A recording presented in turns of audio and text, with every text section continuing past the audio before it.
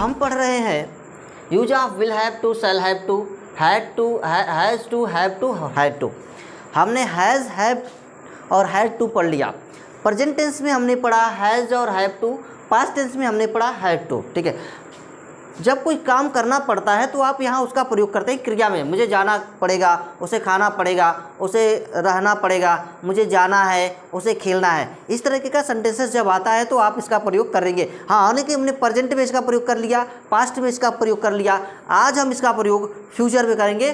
कैसे करेंगे? तो फ्यूचर में मैं बता दूँ आपको, करने से पहले फ्यूचर में करने से पहले आपको ये जानना पड़ेगा कि किसके किसके साथ क्या लगाते हैं। ठीक है, आगे सेल किसके साथ यूज करेंगे, विल किसके साथ यूज करेंगे। ठीक है, तो चलिए इस वीडियो को स्टार्ट करते हैं। तो वीडियो को स्टार्ट करने से पहले आप हमारे चैनल को लाइक, शेयर और सब्सक्राइब अवश्य कर दीजिए। तो आइए देखिए, तो सबसे पहले जान लीजिए कि आई और वी, क्या आई और वी, आई और वी इसके साथ आप सेल लगाएंगे।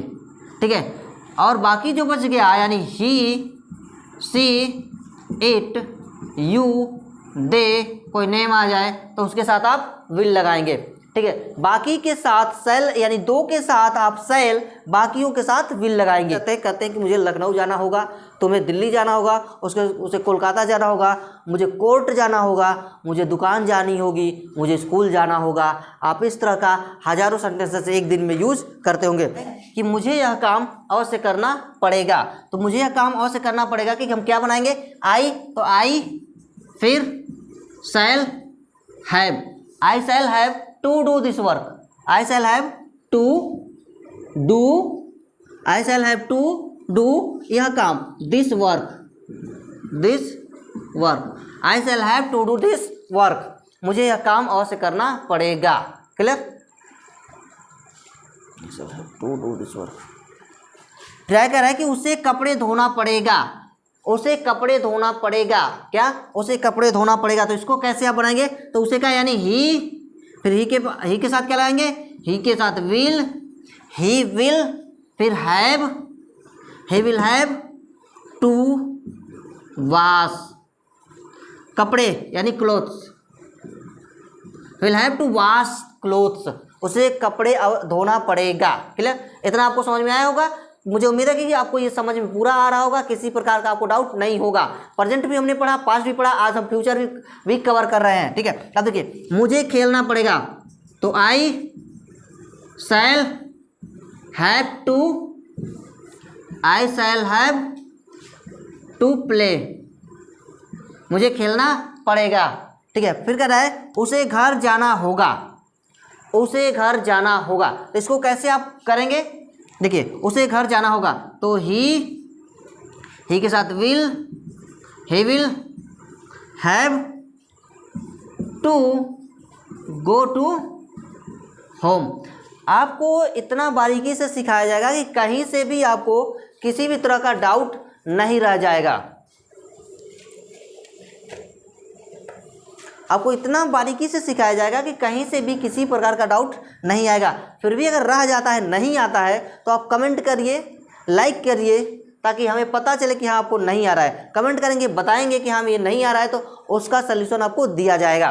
ठीक है, बट अगर नहीं करते हैं कमेंट, नहीं बताते हो कि किस तरह से आप इसे करेंगे, तो हमें कैसे पता चलेगा कि आप कर रहे हैं। मैं आपसे ही कह रहा हूँ, आप मेरी बातों को ज़रा ध्यान से सुनिएगा। ठीक है, तो देखिए, कह रहा है कि आपको मेरे पास आना पड़ेगा, तो आपको मेरे पास आना पड़ेगा, तो you will have, you will have to, you will have to come to me, आपको मेरे पास आना पड़ेगा, will have to come to me, क्योंकि मेरे पास का होता है टू मी, मेरे पास का क्या होता है, टू मी। ठीक है, अब देखिए, मुझे पत्र लिखना होगा, ये सब कुछ क्या है, एकदम मजबूर किया गया है उसे करने के लिए। जब भी ऐसी कुछ करने के लिए करे तो आपको will have to, shall have to, या हैज़ टू, या हैव टू, ऐसा आपको यूज करना पड़ेगा, यानी इन्फिनेटिव बनाना पड़ेगा। तो देखिए, मुझे पत्र लिखना होगा, तो I shall have to write a letter. Clear? ये आपको समझ में आ गया होगा। दूसरा कह रहा है उसे कविता पढ़ना होगा, he will have to read poem, उसे कविता पढ़ना होगा। फिर क्या कह रहा है, आपको सब्जी बेचनी पड़ेगी। यहाँ देखिए फोर्सेस की बात कर रहा है, आपको सब्जी बेचनी पड़ेगी आपको, तो यानी you will have to sell vegetable, sell vegetable. Clear? इतना आपको समझ में आ रहा होगा। कहीं से किसी भी प्रकार की डाउट हो तो तुरंत आप हमें कमेंट बॉक्स में लिखिए। मुझे घर नहीं जाना होगा, तो आई के साथ आप लगाएंगे शैल, आई शैल हैव।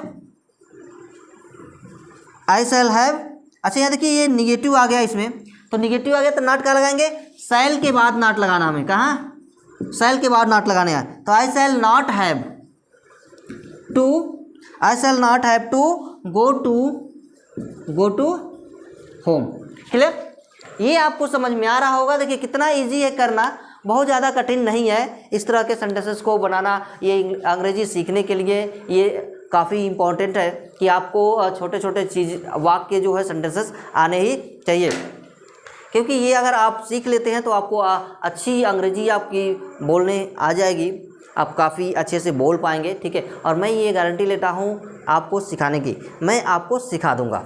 ठीक है? इसमें जहाँ तक मुझे उम्मीद है कि आपको ये पूरा का पूरा वीडियो समझ में आया होगा, कहीं से किसी प्रकार का डाउट नहीं होगा। फिर भी अगर डाउट रह जाता है तो आप हमारे कमेंट बॉक्स में अवश्य लिखिए, अब फिर से उसको हम समझाने का प्रयास करेंगे और आपको समझाया ही जाएगा। ठीक है? तो चलिए आज के लिए इतना ही, मिलते हैं अगली वीडियो में।